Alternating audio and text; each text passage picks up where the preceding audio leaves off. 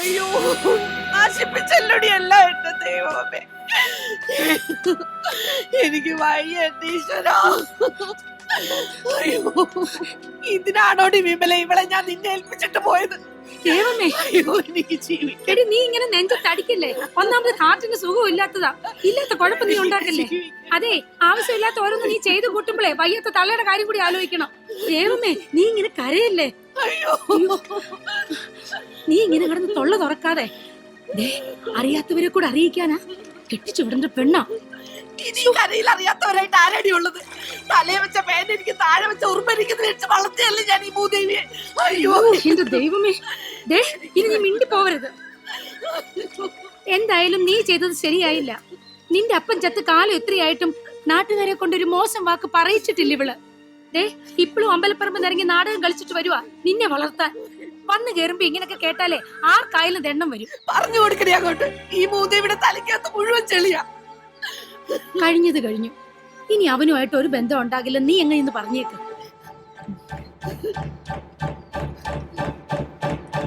എനിക്ക് ആളെ ഇഷ്ടമാണ്. കൊല്ലും ഞാൻ നിന്നെ. എന്ത് കണ്ടിട്ടടി? അവന്റെ ഒരു ഉണക്ക ബോട്ടും ആട് മോന്തേം. ദേ അവന്റെ കൂടെ പൊറുക്കാന്നുള്ള പൂതി നിനക്ക് വേണ്ട. എന്റെ കൊക്കിന് ജീവൻ ഉണ്ടെങ്കിൽ ഞാൻ നിന്നെ സമ്മതിക്കത്തില്ല.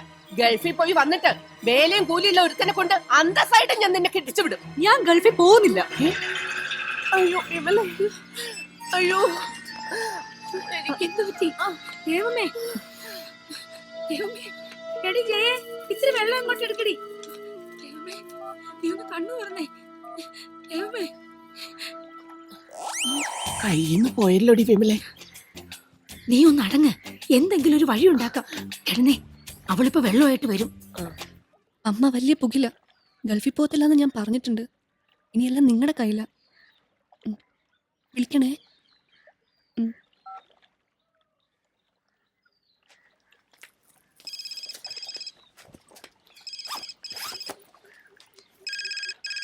മാമച്ചനാ ആ എണ്ണം കെട്ടവൻ ഒക്കത്തിന് കാരണം.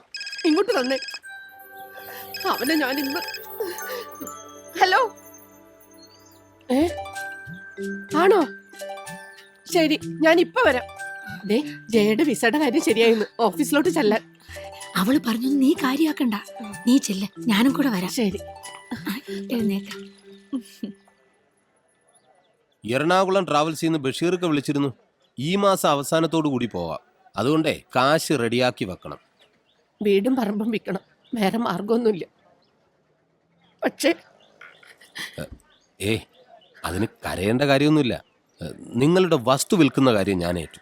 അതല്ല, ജയ് ഇപ്പൊ ഗൾഫിൽ പോകുന്നില്ലെന്നാ പറയുന്നേ. അതെങ്ങനെ ശരിയാവും? ഇന്റർവ്യൂവും കഴിഞ്ഞ് അഡ്വാൻസും കൊടുത്തിട്ട് പോകുന്നില്ല. അത് നടക്കില്ല. എല്ലാത്തിനും കാരണം ആ ചക്കക്കുരു ഒറ്റ ഒരുത്തന. കുടുംബം കലക്കി അവൻ എന്റെ കൈ കിട്ടിയാലുണ്ടല്ലോ, അവൻ എന്റെ മോക്ക് എന്തോ കൂടോത്രം ചെയ്തതാ. ജയശ്രീയുടെ പ്രായത്തിലുള്ള പെമ്പിള്ളാർക്ക് ആണുങ്ങൾ ചെയ്യുന്ന കൂടോത്രത്തിന്റെ പേരാണ് പ്രേമം. ഇപ്പോൾ അവൻ പറഞ്ഞാൽ അവൾ ഒളിച്ചോടും, പ്രസവിക്കും, വേണ്ടി വന്നാൽ രേവമ്മയെ വരെ ഉപേക്ഷിക്കും. ഉറപ്പാ.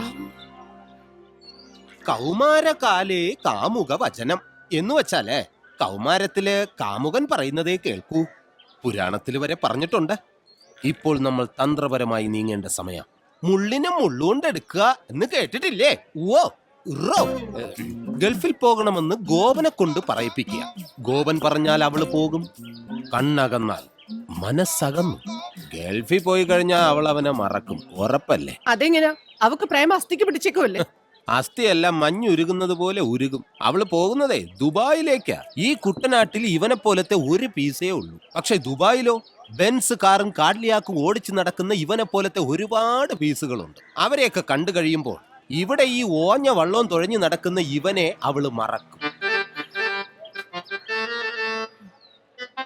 എന്നാ ചെല്ലേ, ഗോപൻ ബോട്ടിനകത്തുണ്ട്. അവനോട് ചെന്ന് ഇങ്ങനെ പറയണം: എടാ ഗോപ, നീ എങ്ങനെയെങ്കിലും ജയശ്രീ നിർബന്ധിച്ച് ഗൾഫിലേക്ക് അയക്കണം. അവള് പോയി വന്നാലുടൻ നിങ്ങളുടെ കല്യാണം ഞാൻ നടത്തി തരും. അതിലവൻ വീഴും. പോകുന്നത് വരെ അവര് പ്രണയിച്ച് നടക്കട്ടെ. ചേച്ചി ഒന്ന് കണ്ണടച്ചു കൊടുത്തേക്കണം. അല്ലേ വിമലേച്ചി? അതെ, ഞാൻ കണ്ണടയ്ക്കുമ്പോ അവൻ വല്ല കുരുത്തക്കേടും കാണിച്ചാലോ? തീ പിടിച്ച് നിക്കണ പ്രായോ. അവനെ നല്ല അന്തസ്സുള്ള ചെറുപ്പക്കാരനാ. അവന് തീ പിടിക്കില്ല. ഇനി അഥവാ അവൾക്ക് തീ പിടിച്ചാൽ അവൻ വെള്ളം കോരി ഒഴിച്ച് കിടത്തിക്കോളും.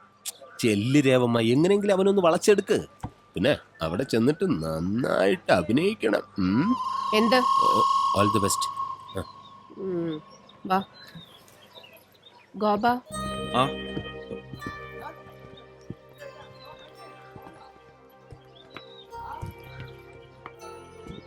ഇരിക്കൂ. കുടിക്കാൻ കരിക്കും വെള്ളം വേണ്ട. ഞാൻ വീട്ടിൽ വന്ന് കാണാനിരിക്കുകയായിരുന്നു. തെറ്റെൻ്റേതാ. കുറച്ചു നേരം അവളുമായിട്ട് സംസാരിച്ചിരിക്കാനേ കരുതിയുള്ളൂ. ഇങ്ങനെയൊക്കെ സംഭവിക്കുമെന്ന് വിചാരിച്ചതല്ല. പോലീസ് കൊണ്ടുപോയിന്ന് കേട്ടപ്പോ എന്റെ ചങ്ക് പെടഞ്ഞു പോയി. സത്യം പറയാലോ, കൂടെ നീയാന്നറിഞ്ഞപ്പോ സമാധാനായി.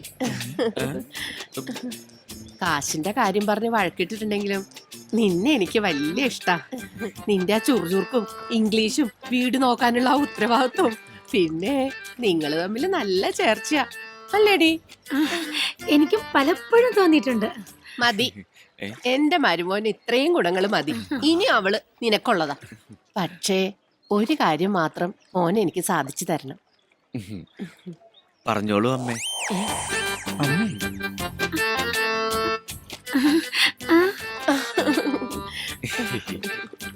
അവളെ കല്യാണം കഴിച്ചു വിടുന്നതിന് മുമ്പ് അവള് സ്വന്തം കാലിൽ നിൽക്കണം, 10 കാശുണ്ടാക്കണം, ഒരു വീട് വെക്കണം എന്നൊക്കെ എന്റെ ഒരേ ഒരു ആഗ്രഹ. അതാ ഞാൻ അവളെ ഗൾഫിൽ വിടാന്ന് വെച്ചത്.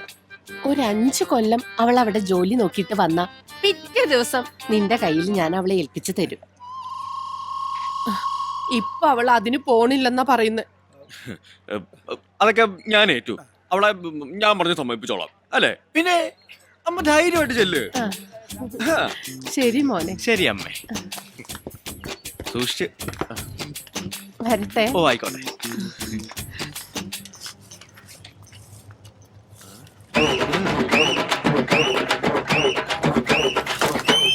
നിങ്ങൾക്ക് പ്രേമിക്കാനുള്ള ലൈസൻസിന് വേണ്ടി റെഡിയാവാത്ത വിസ റെഡിയായെന്ന് പറഞ്ഞ് തള്ളയെ പറ്റിക്കാൻ കൂട്ടുനിന്നവളാണ് ജയ്സൺ. അവള് ഗൾഫിലെത്തിയാല് നിന്നെ മറക്കോ? ഒരിക്കലുമില്ല. എന്നോടുള്ള സ്നേഹത്തിന്റെ പേരില അവള് കള്ളം പറഞ്ഞു. പരിശുദ്ധ പ്രേമത്തിന്റെ വിജയത്തിന് അമ്മേ ഒരു കള്ളവൊക്കെ ഓക്കേടാ. ഓക്കെ.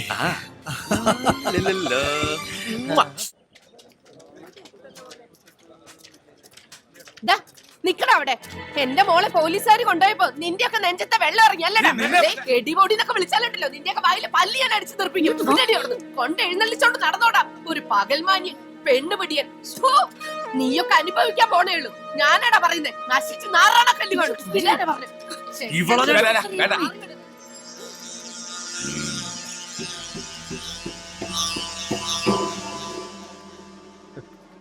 അവരുടെ 2 കിട്ടിയിട്ട് അവന് മതിയായില്ല. നാടക ഡയലോഗാ. പൊക്കോട്ടെ. ടോമിയെ, ഓ അവളെ ഒന്ന് ചുണ്ണാമ്പ് വെച്ച് വെച്ചേര്. നേരം കാലമൊക്കെ വെക്കുമ്പോ മുറുക്കും.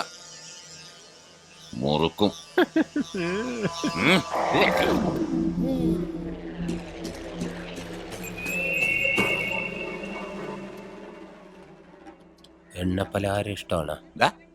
തവള ഇറച്ചി കിട്ടും.